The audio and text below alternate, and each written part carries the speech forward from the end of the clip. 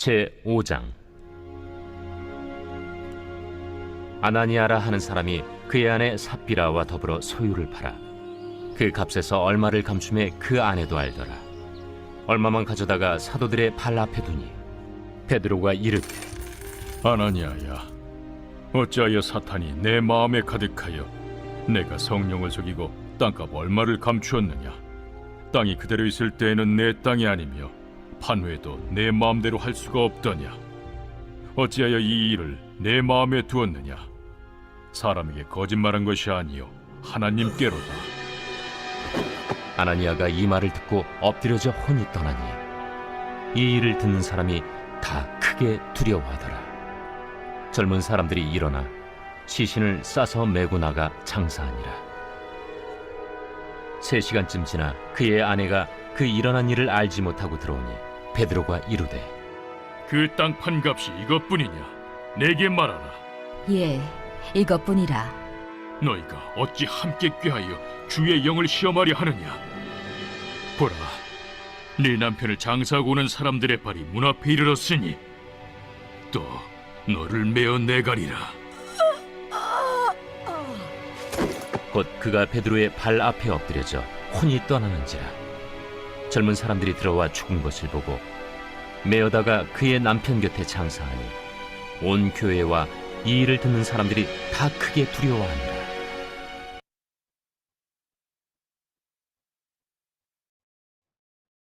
미국 볼티모어에 존 호킨스 대학이 있습니다. 그 대학에서 가르치시는 켈리 교수님이라는 분이 계셨습니다. 그분은 하나님을 잘 믿는 이런 신앙인이었습니다. 그에게 특별한 습관이 하나 있는데요. 양복 자켓에 항상 장미를 꽂아 놓고 다니는 이러한 습관이 있었습니다. 학생들은 교수님의 그런 습관을 보면서 따라서 했습니다. 여러 학생들이 자신들의 자켓에 장미를 한 송이씩 이제 꽂았습니다. 학생들은 이상한 점을 이제 발견하게 됩니다. 자신들이 꽂은 장미꽃 한 송이는 얼마 안 가서 금방 시듭니다. 그러나 교수님 자켓에 꽂아 있는 장미는 일주일이 지나도 시들지 않는 것이었습니다. 학생들은 그 이유를 교수님에게 물어보았어요. 그러자 교수님이 양복 자켓의 안쪽을 보여주었습니다. 이 장미가 작은 물병에 꽂혀 있었습니다. 장미 뿌리가 물병에 꽂혀 있었기 때문에 일주일이 지나도 시들지 않았던 것입니다.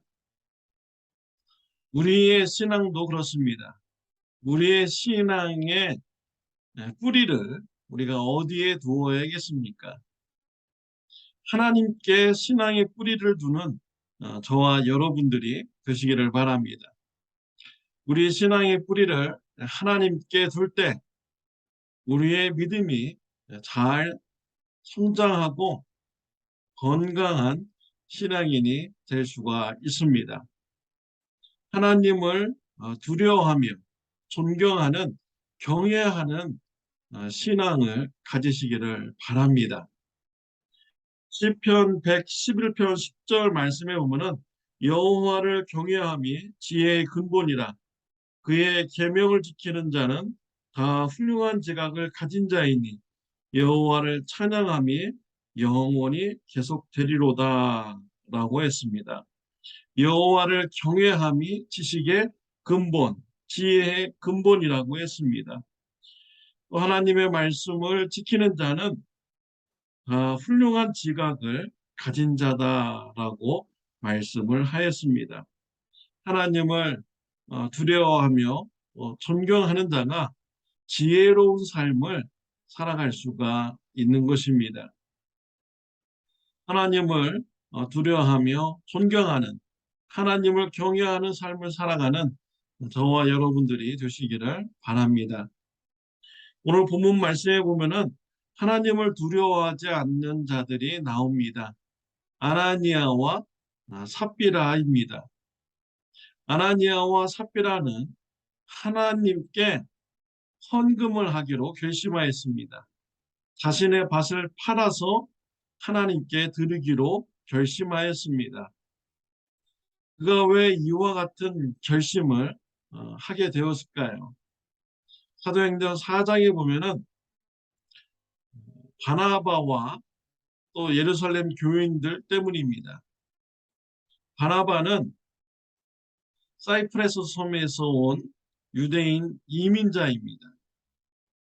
그런데 그가 자신의 밭을 팔아서 교회에 헌금을 했습니다. 구제 헌금을 드렸습니다. 그러자 많은 사람들이 칭찬하였습니다. 바나바 이름은 원래 이름은 요셉입니다.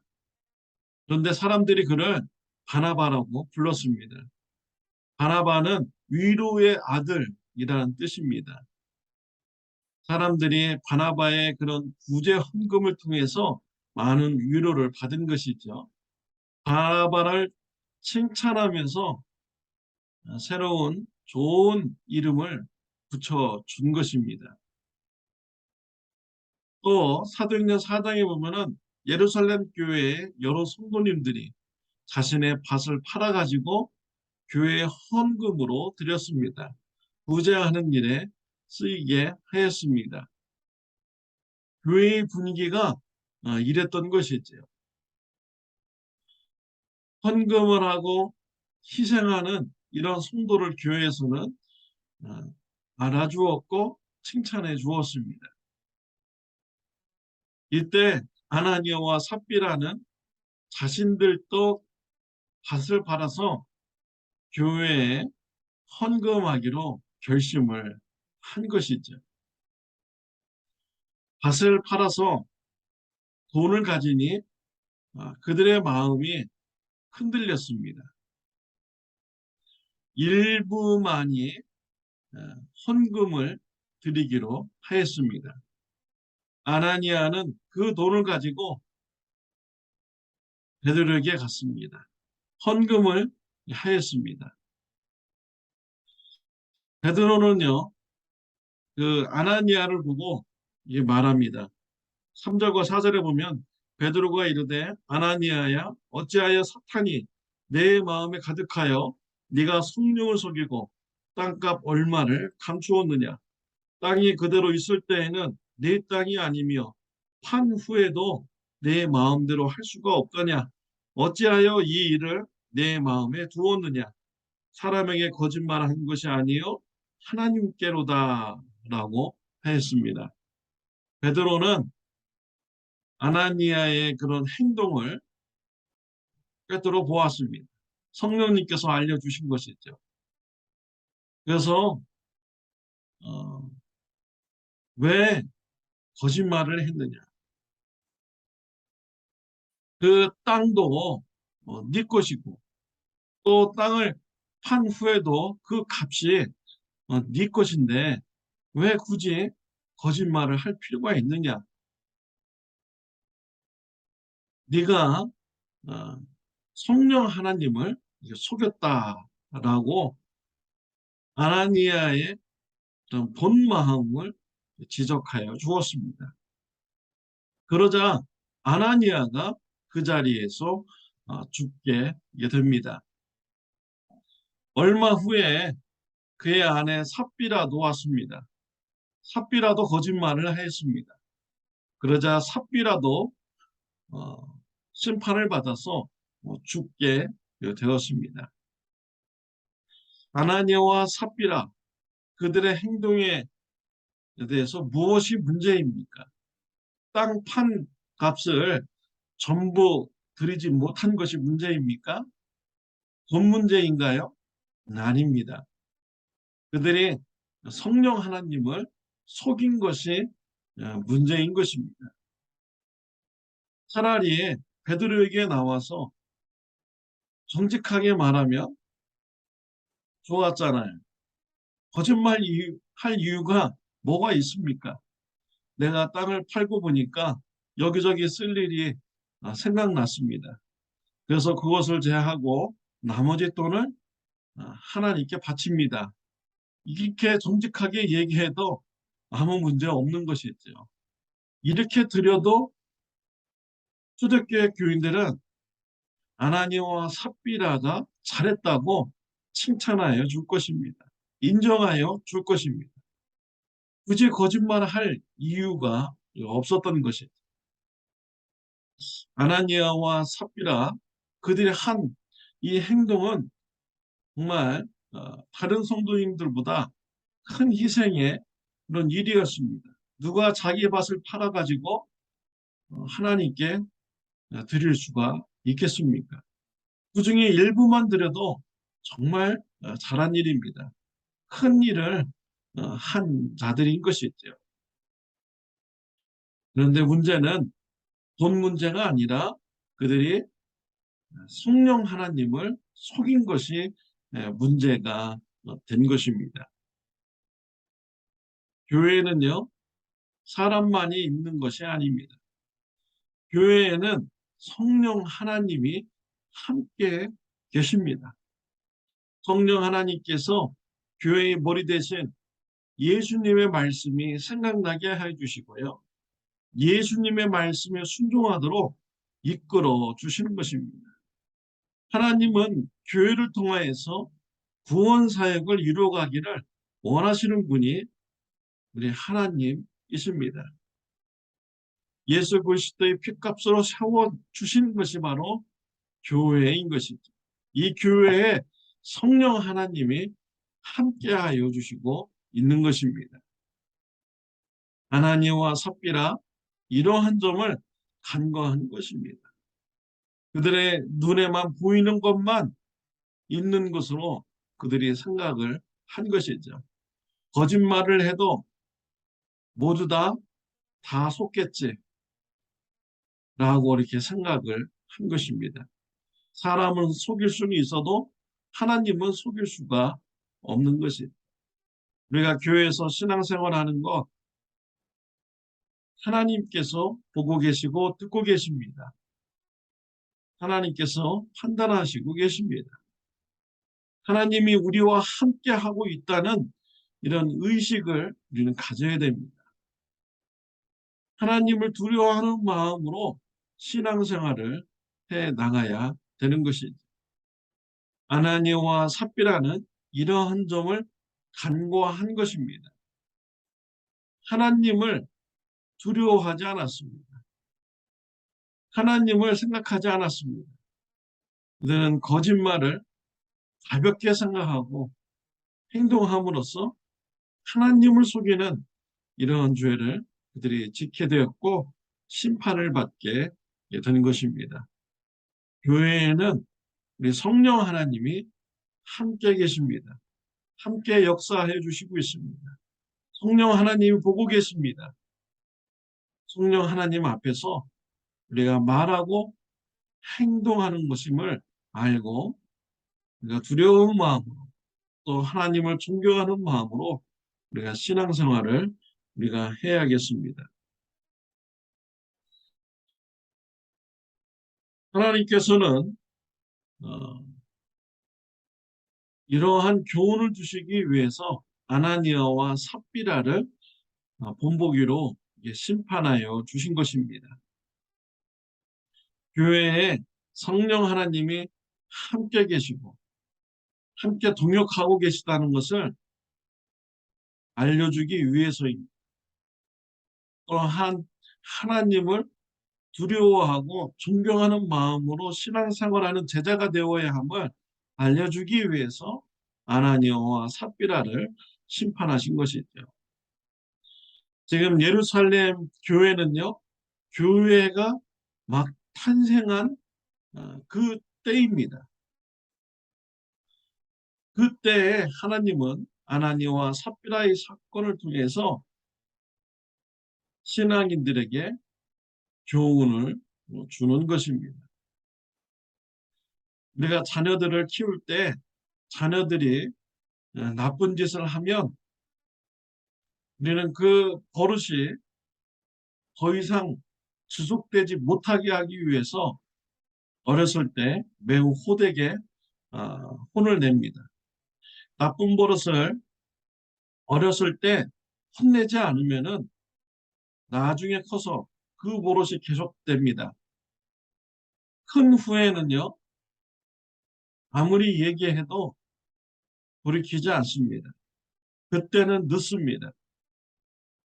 어린아이일 때, 나쁜 짓을 처음 했을 때, 그때 호되게 책망을 해야 어린아이가 두 번 다시 그런 나쁜 짓을 하지 않습니다. 그리고 커가면서도 그 나쁜 짓을 이제 하지 않게 되는 것이죠. 이와 동일한 그런 어, 행동인 것입니다. 저는 어렸을 때 어, 아버지로부터 매우 크게 혼난 적이 있습니다. 우리 형제들이 카드놀이를 하였습니다. 카드놀이를 어떻게 하는지 배워가면서 이제 카드놀이를 하고 있는데 아버님께서 보셨습니다. 얼마나 그 자리에서 많이 혼났는지요.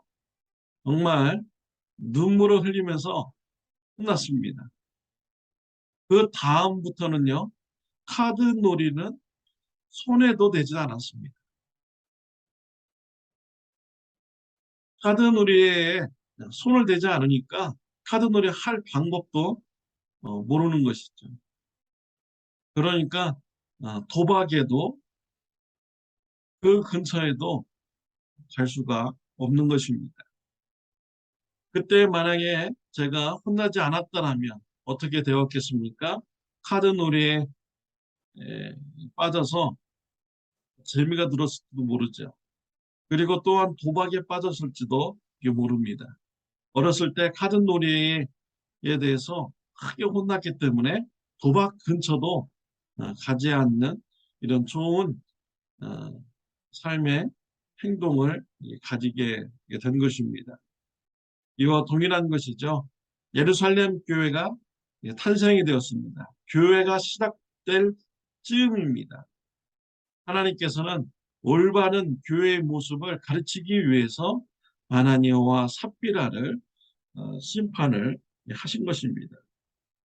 오늘날을 보십시오. 아나니아와 삽비라와 같은 사람이 없을까요?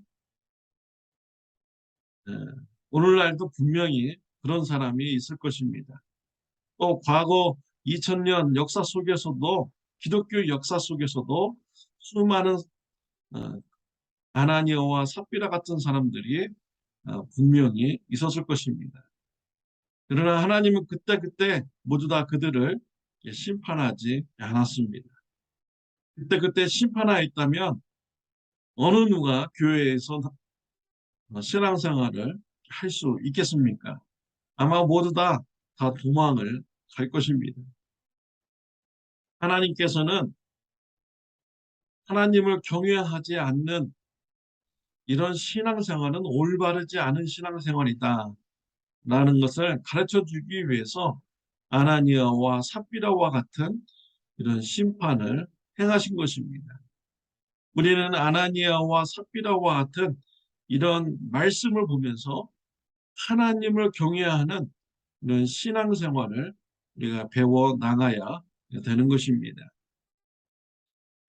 고린도 교회를 보면요. 고린도전서 11장에 보면 하나님을 두려워하지 않는 이런 성도님들이 계셨습니다.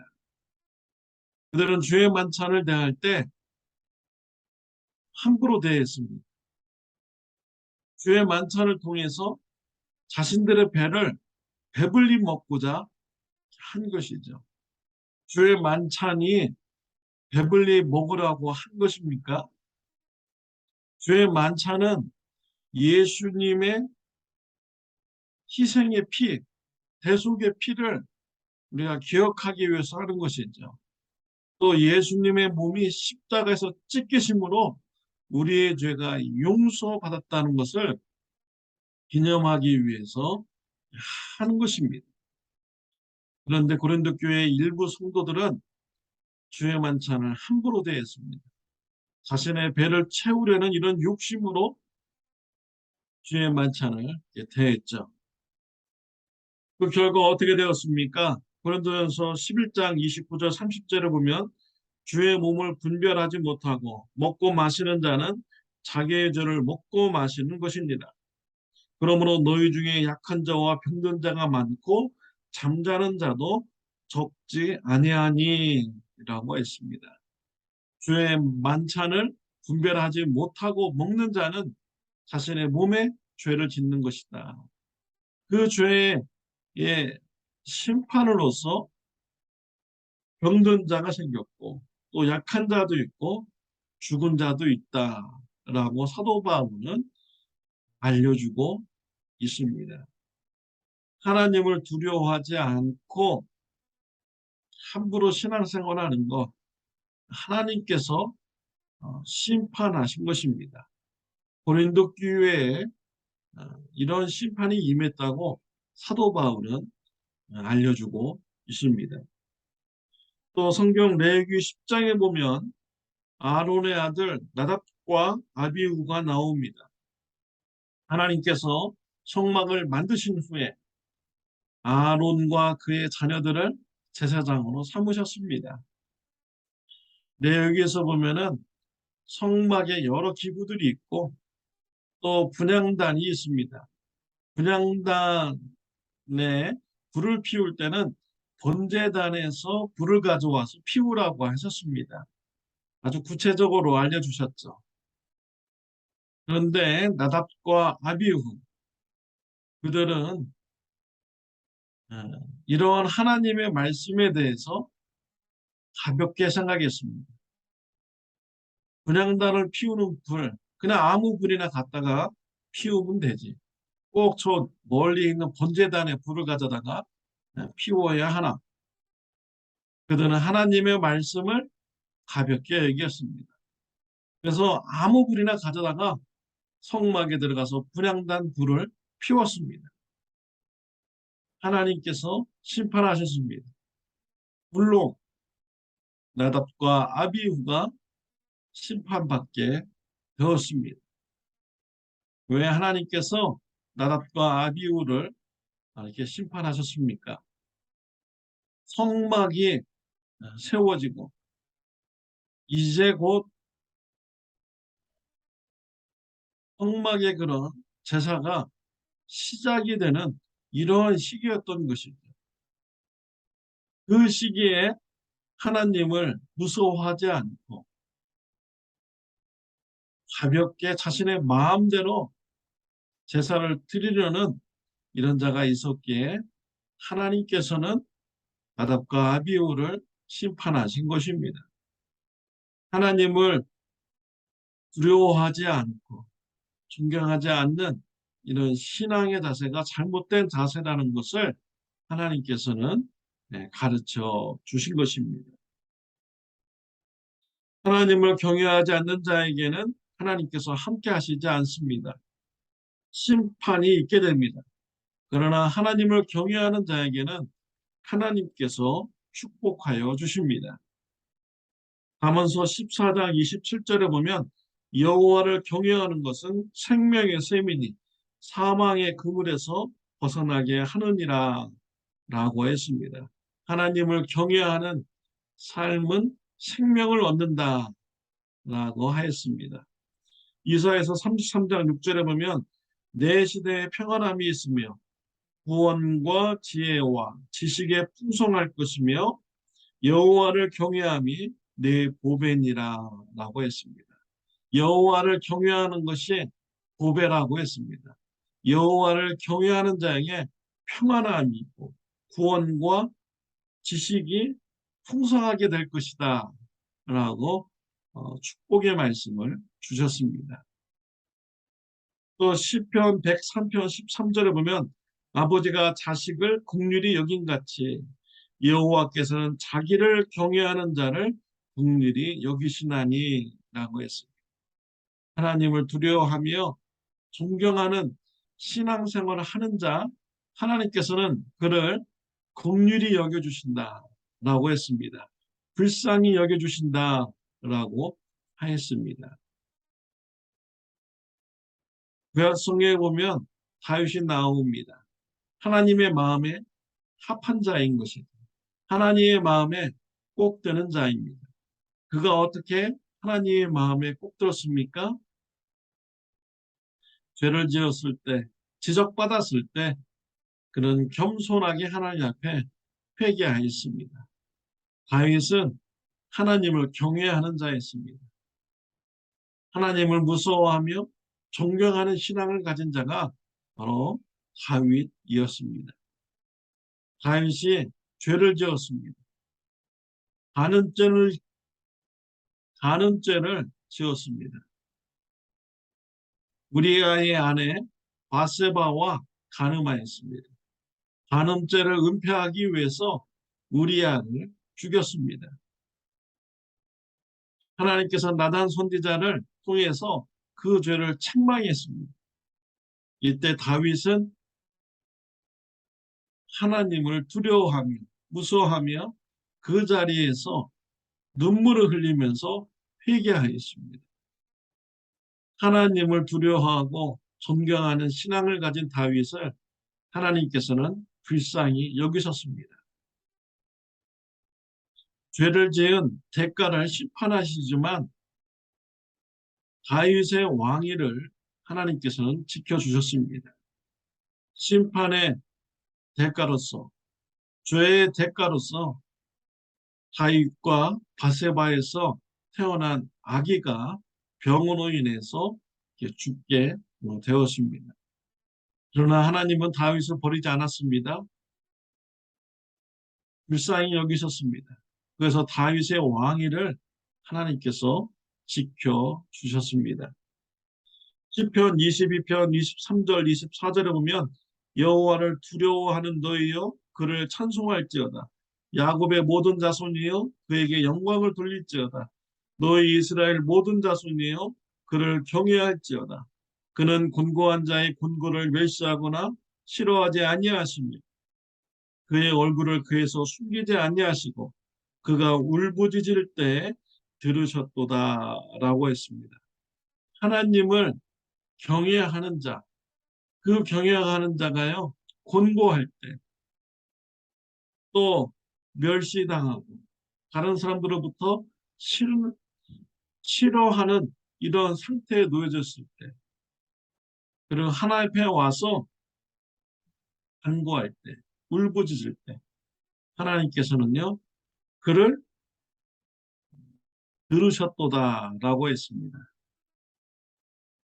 하나님을 두려워하고 존경하는 자를 하나님께서는 긍휼히 여겨 주시는 분인 것입니다. 하나님을 경외함으로써 하나님부터 긍휼의 사랑을 받는 저와 여러분들이 되시기를 바랍니다. 고린도후서 7장 1절을 보면 그런즉 사랑하는 자들아 이 약속을 가진 우리는 하나님을 두려워하는 가운데서 거룩함을 온전히 이루어 육과 영의 온갖 더러운 곳에서 자신을 깨끗하게 하자라고 하였습니다. 하나님을 두려워하는 신앙은요, 육과 영이 온갖 더러운 곳에서 깨끗해지게 되는 이런 결과를 가져다 줍니다. 하나님께서 보고 계시고 또 죄의 심판을 하시는 분임을 우리가 의식하면서 할 때 우리는 죄 짓는 것을 두려워하게 되죠. 그래서 우리의 육체가 죄를 짓지 않도록 노력합니다. 그래서 깨끗한 이런 삶이 되도록 결과를 가져다 줍니다. 또한 우리의 마음도 하나님께서 살피시는 분임을 알기에 마음 관리까지도 깨끗하게 하려고 노력하는 것이죠. 하나님을 두려워하고 존경하는 신앙은요, 우리를 성화되게 만들어줍니다. 깨끗한 신앙생활을 하도록 인도하여 주는 것입니다. 하나님을 경외하고 두려워하면서 존경하는 이런 신앙생활을 하는 자, 그러면서 내 삶이 깨끗해지는 이런 삶을 사는 자, 하나님께서 어떻게 보시겠습니까? 기쁘게 보시는 것이죠. 하나님께서 그에게 왜 축복하여 주시지 않겠습니까? 사도행전 10장에 보면 이방인 백부장 고넬료가 나옵니다. 고넬료는 어떠한 사람이었습니까? 사도행전 10장 2절에 보면 그가 경건하여 온 집안과 더불어 하나님을 경외하며 백성을 많이 구제하고 하나님께 항상 기도하더니라고 말씀을 하고 있습니다. 고넬료는 하나님을 경외하는 자였다라고 했습니다. 그래서 그는 구제를 많이 하고 또 하나님과 항상 기도하는 자였다라는 것이 하나님을 두려워하니 그의 삶이 구제하는 삶이 된 것입니다. 그리고 하나님과 기도로 교제하는 삶이 된 것입니다. 이러한 고넬료를 하나님께서 축복하여 주셨어요. 환상 중에 베드로를 청하라고 말씀을 주셨습니다. 고넬료는 가족들을 모으고 친구들을 모아서 베드로를 초청하였습니다. 베드로가 고넬료와 그 가족과 친구들에게 예수님의 말씀을 전했습니다. 고넬료와 가족들과 친구들이 예수님을 영접하였습니다. 성령님이 그 위에 충만하게 임하였습니다. 고넬료 그 가정에 구원이 임하게 된 것이죠. 많은 이방인들이 있는데 그 중에서 하나님께서는 고넬료에게 축복을 주셨어요. 구원받는 은혜를 주셨습니다. 왜 주셨습니까? 하나님을 두려워하고 존경하는 경외하는 신앙을 가졌기 때문에 하나님께서 고넬료를 축복하여 주신 것입니다. 저는 지난주에 우연히 한 식당에서 우리 침례교 목사님 한 분을 만났습니다. 평소에 인사만 하면서 잠깐 지나가는 이런 목사님이었는데요. 우연찮게 식당에서 만나서 또 같이 차를 마시면서 교제를 나누었습니다. 그분은 젊었을 때 교회를 개척해서 큰 성장이 있었습니다. 그러나 얼마 후에 그분이 지쳐서 목회를 사임하고 쉬게 되었습니다. 목사님이 쉬고 있으니 어느 한 성도님이 오셔서 교회를 개척하자고 제안을 한 것입니다. 10가정이 있고 모든 것이 다 준비되어 있으니 교회를 개척하자는 거예요. 그냥 목사님은 오셔서 설교만 하시면 됩니다. 라고 이렇게 제안을 한 것입니다. 그 10가정은요, LA에서 사업가로 그래도 자리를 잡은 이런 사람들입니다. 경제적으로 풍성한 사람들이죠. 돈 걱정 없이 사는 이런 분들이었습니다. 그분들이 목사님을 모시고 교회를 개척하고자 한 것이죠. 처음에는 목사님이 반대를 하였지만 하도 강권하여서 초청하여서 목사님 할 수 없이 교회를 같이 개척하게 되었습니다. 돈이 얼마나 많은지요? 목사님 사례비도 충분히 주고요.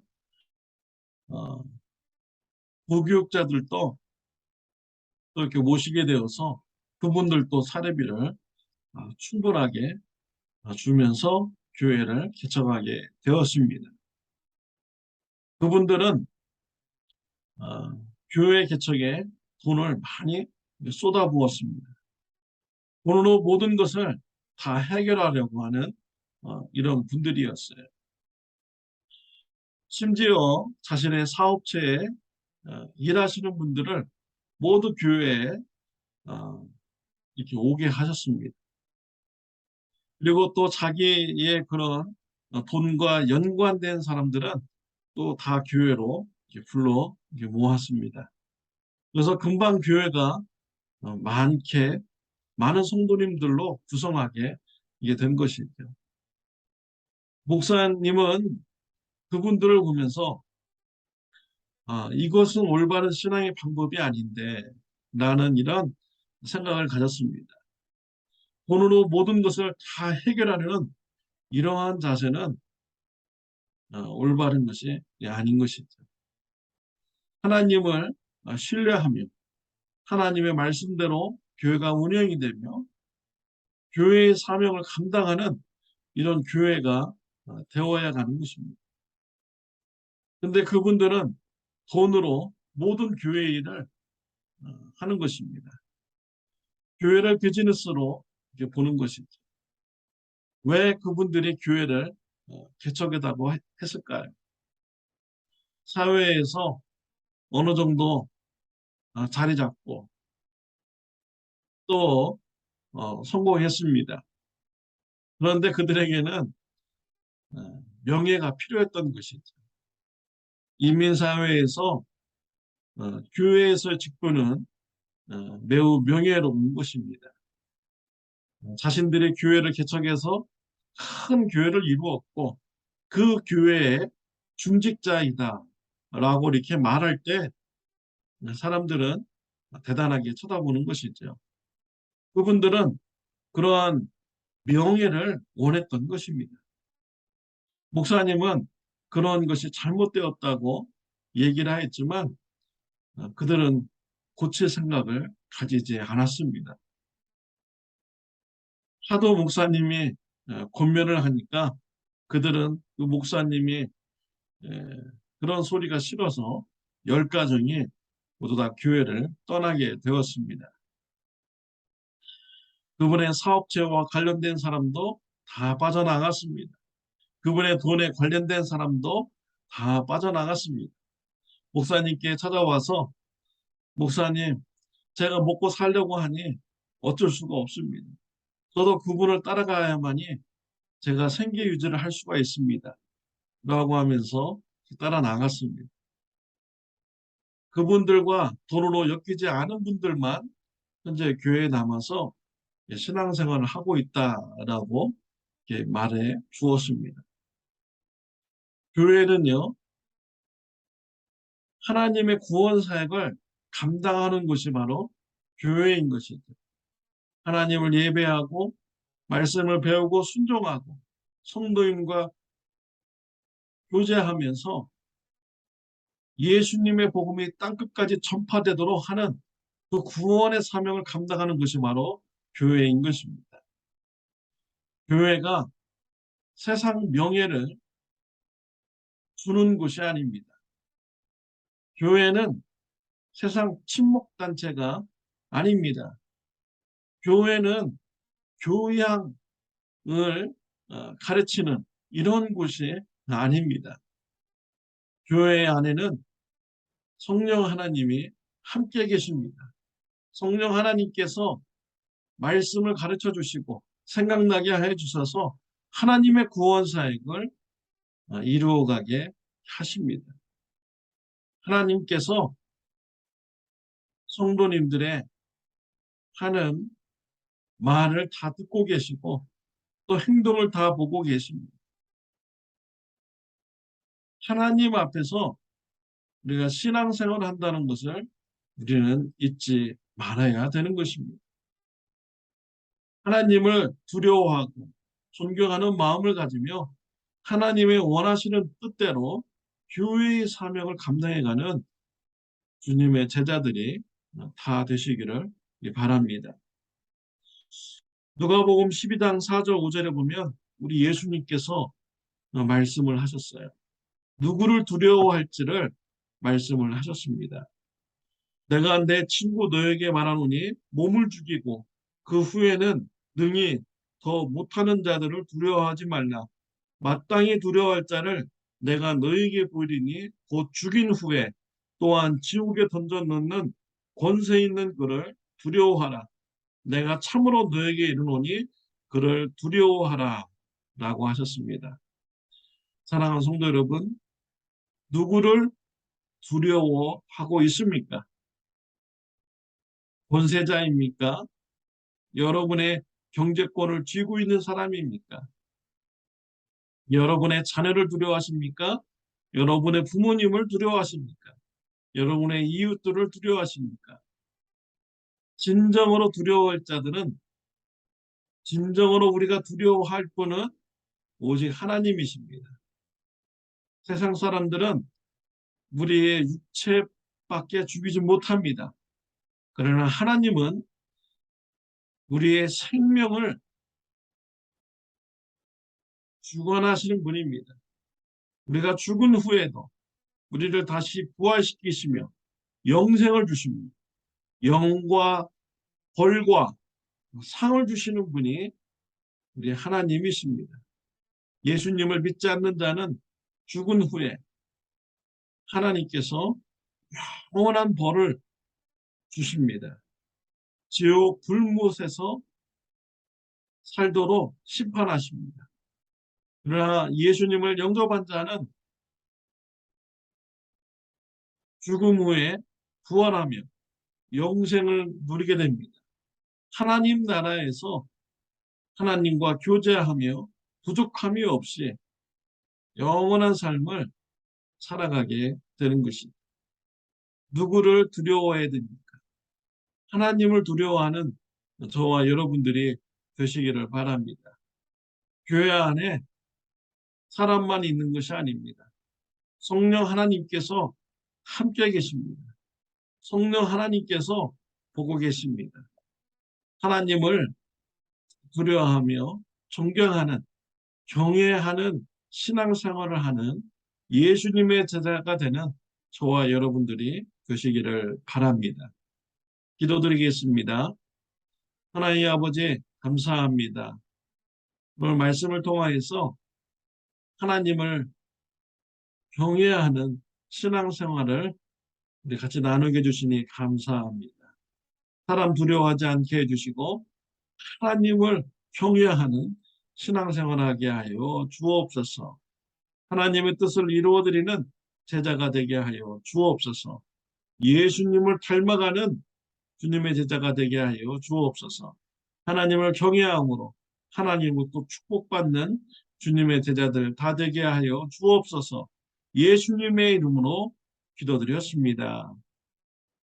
아멘.